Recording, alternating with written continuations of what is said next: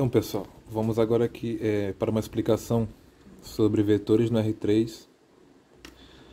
Ó, vetores no R3, ó, vamos relembrar que no vetores no R2 nós só tínhamos o eixo X e o eixo Y. Agora nós temos, no R3 temos o eixo Z também. O eixo X é o eixo das abscissas, né? O Y, eixo das ordenadas, e o Z, eixo das cotas. Ó, aqui estão os nomes. E agora vamos para uma breve explicação sobre grandezas escalares. Ó, grandezas escalares, elas são perfeitamente determinadas quando conhecemos seu significado físico e o número que mede. Então, a grandeza escalar é aquela grandeza em que nós só fornecemos o valor, não precisa informar mais nada, só o valor e pronto, porque já vai determinar aquela grandeza. Ó. Exemplo, comprimento.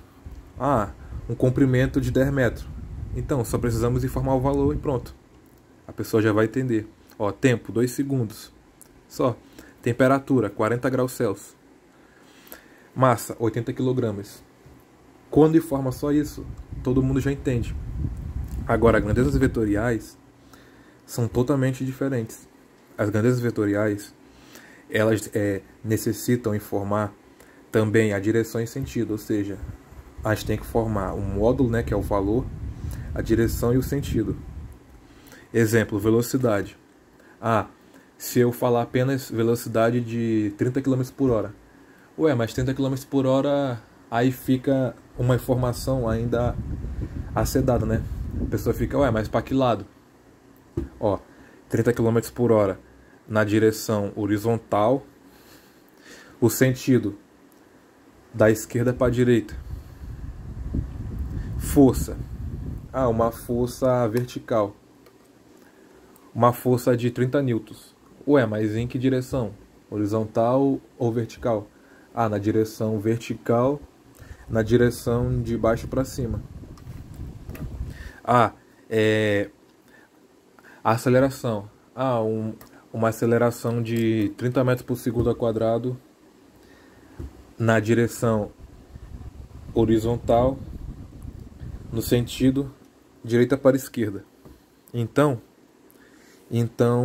isso que são chamados de grandezas vetoriais.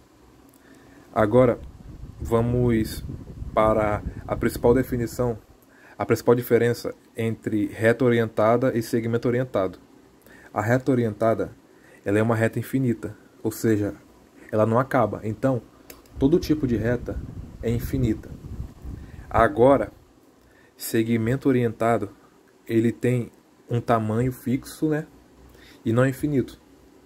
Ou seja, segmento orientado também é chamado de vetor, né? Ou seja, o vetor é um segmento orientado que tem módulo, direção e sentido. Módulo é o tamanho, direção pode ser na vertical, na horizontal, na diagonal. E o sentido, se for na vertical, pode ser de baixo para cima ou de cima para baixo. Se for na horizontal, pode ser da esquerda para a direita ou da direita para a esquerda. E assim sucessivamente. Então, sabemos que tem um tamanho, né? Um tamanho, o vetor AB, ele tem o seu módulo, a sua direção e o sentido.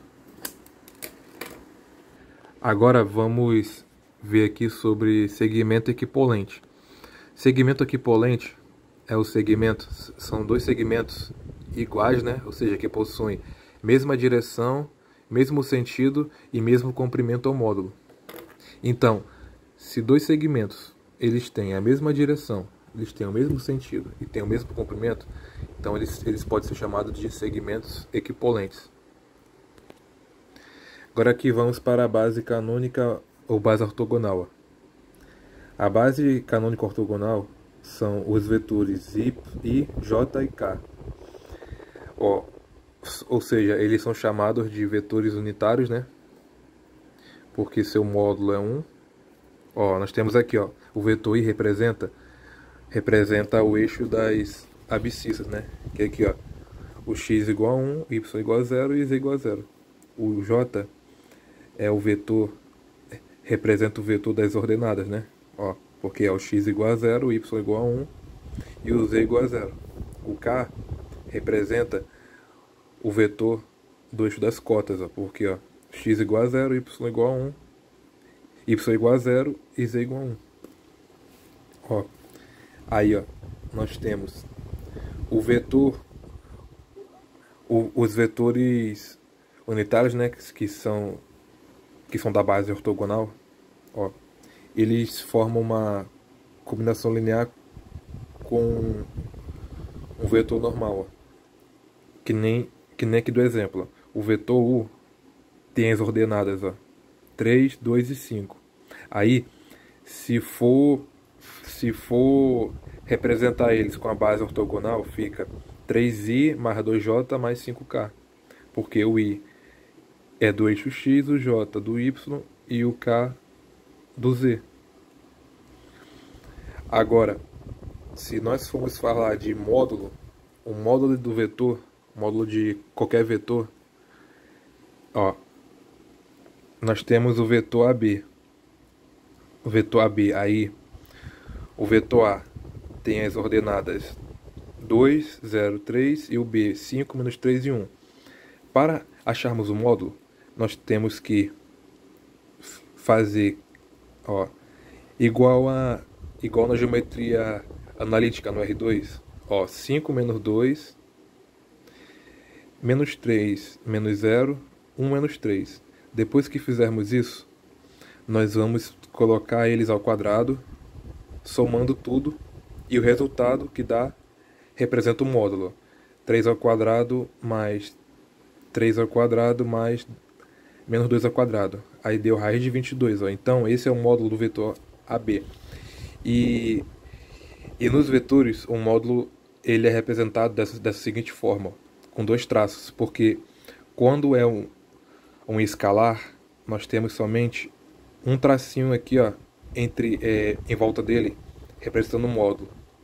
Agora, quando é um vetor, nós temos dois para representar o módulo do vetor, da norma. Ó, vamos agora para a propriedade da norma, né, que é a propriedade do vetor.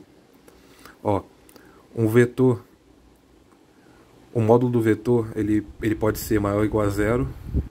Se o módulo do vetor for igual a zero, ele é um vetor nulo. Ó, agora, se for um escalar, número qualquer, multiplicado pelo módulo do vetor, aí o número fica o módulo do número vezes o módulo do vetor. Ó, se o vetor U ele é unitário, o módulo dele é igual a 1, que é chamado de versor. Ó, temos aqui um exemplo. Ó, o vetor I1, 2, 3. Ó. O vetor U de coordenadas 1, 2, 3. Ó. Nós temos aqui, ó, I mais 2J mais 3K, que é uma combinação linear com os vetores da base ortogonal. E o módulo desse vetor, ó, é 1 ao quadrado mais 2 ao quadrado mais 3 ao quadrado, que é 1 mais 4 mais 9, que é igual a raiz de 14. Ó, foi o que eu falei antes. Ó. Os vetores da base ortogonal são chamados de versor, ou seja, são versores. Agora, vamos falar sobre ponto médio. Se nós temos dois pontos, se somarmos um ponto com o outro, vira um vetor. Beleza. Aí, ó, o ponto médio é xa mais xb dividido por 2 mais ya, yb dividido por 2 e za mais zb dividido por 2. Ó. Essas são as coordenadas do ponto médio, como vimos na geometria analítica antes. Agora temos aqui, ó, multiplicação por um escalar. Ó, nós temos um vetor xyz. Se nós multiplicarmos ele por um escalar, o escalar multiplica todo o vetor. Ó, multiplica, ó, o x, o y e o z. Ó, nós temos aqui, ó, o x, y, z. Ó. Aí se formos multiplicar k vezes u, Aí fica kx, ky, kz. E o k pertence aos reais. Ó, o u e o ku são paralelos. Se eles são paralelos, o k maior que zero, ó, o vetor u é igual ao k vezes u. Então, se eles são paralelos, o k é maior que zero, então o u é paralelo a v e tem o mesmo sentido. Se o k for menor que zero, o u é paralelo a v, eles têm sentidos opostos. Se α for igual a zero ou v igual a zero, a multiplicação do escalar com o vetor é igual a zero. Agora vamos ver a soma de um ponto com o vetor. A, B, P são pontos e U e V são vetores. Ó. O ponto mais um vetor nulo é igual ao ponto. Ó, o ponto P mais o vetor U é igual ao ponto P mais o vetor V, que U é igual a V. Ó, se a soma do ponto P mais o vetor U for igual à soma do ponto P mais o vetor V, U e V são iguais. Ó, podemos também somar o ponto mais o vetor U, depois somar com o vetor V, ou então podemos fazer o ponto somado com a soma dos vetores. Ó, temos agora o vetor A mais o ponto A mais o vetor V é igual à soma do vetor B do vetor V com o ponto B. Então A é igual a B. Se P menos o vetor V mais o vetor V é igual a P, ó.